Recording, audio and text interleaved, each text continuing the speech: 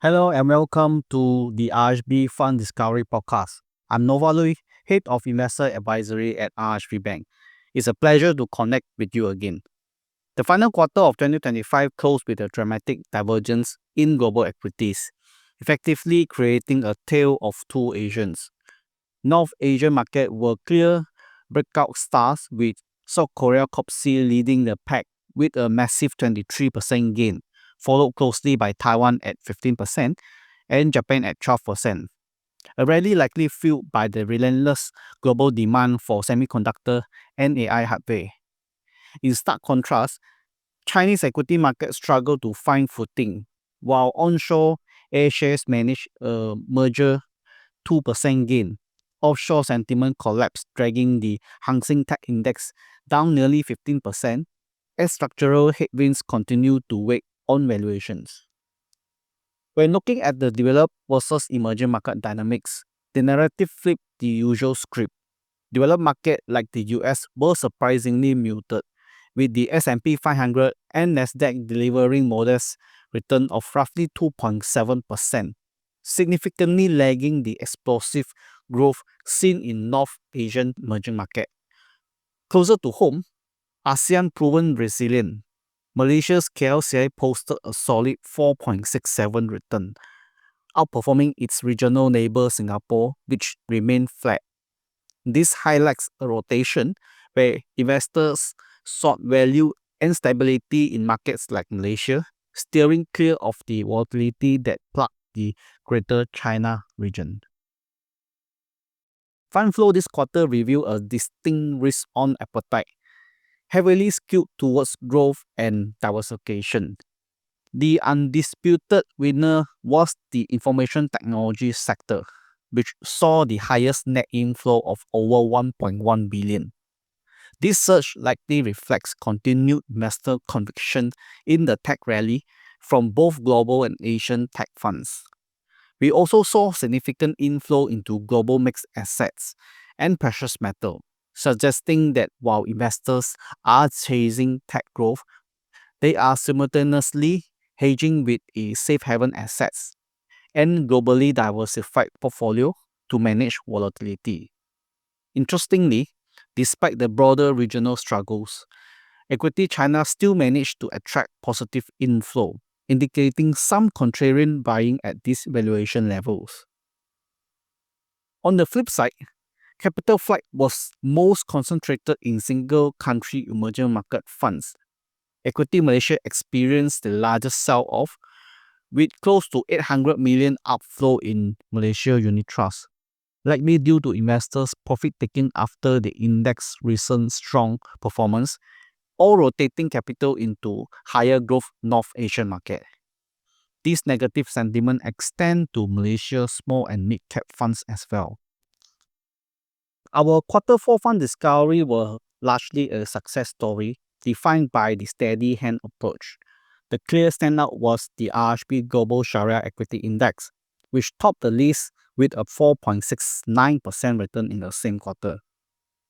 This recommendation justified itself by capturing high-quality global growth while avoiding the volatility seen in other sectors.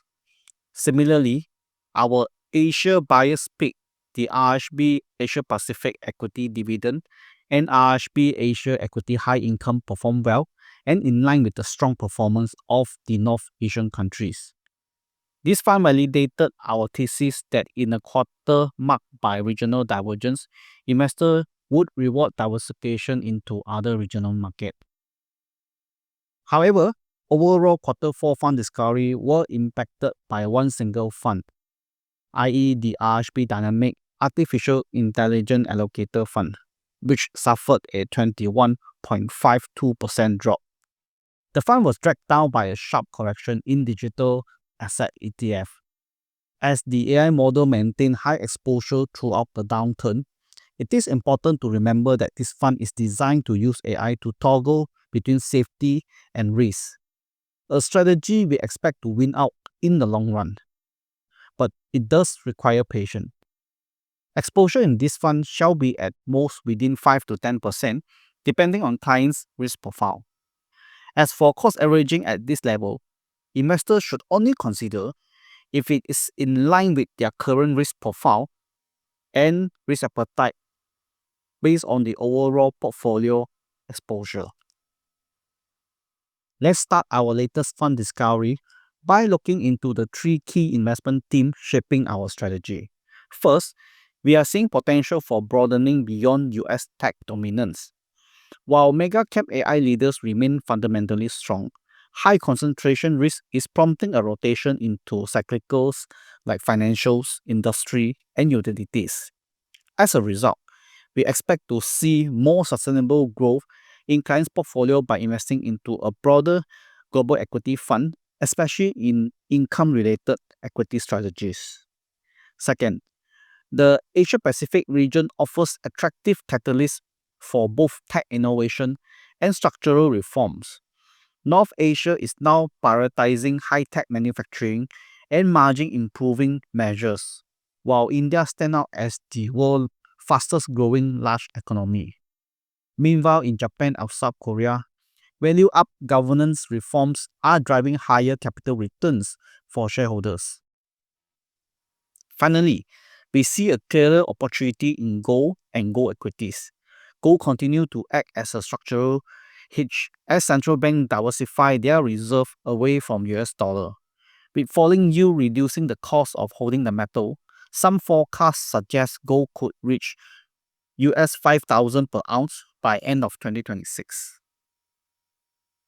With these investment themes in mind, investors can approach structuring their portfolio by using a core satellite strategy. Think of your core as your foundation, making up the largest of your portfolio. It focuses on broad diversified assets. For example, RHB Global Equity Premium Income, RHB Global Sharia Equity Index, or TA Total Return Income Fund to provide stability and consistent long-term income. The satellite portion is tactical. This smaller allocation boosts return by tapping into high-growth sectors or trends like AI chips or gold miners. Using funds such as RHB Global Dividend, RHB Asia Pacific Dividend, or RHB Gold and General allow you to pursue higher gains without disrupting your overall financial securities.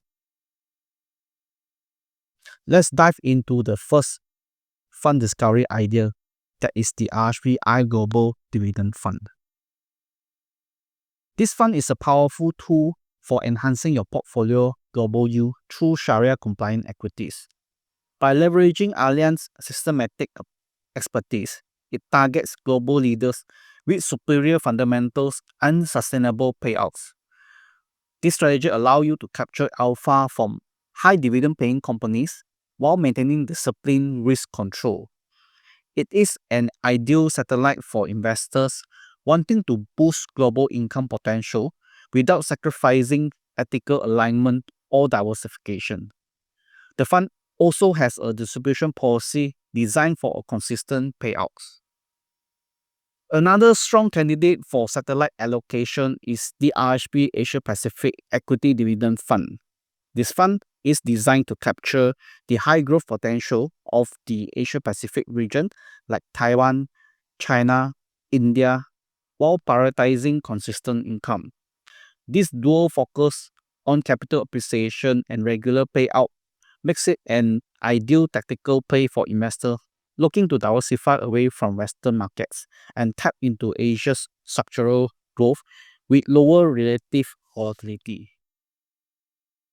Linking back to our earlier investment themes on gold, there is the RHB Gold and General Fund.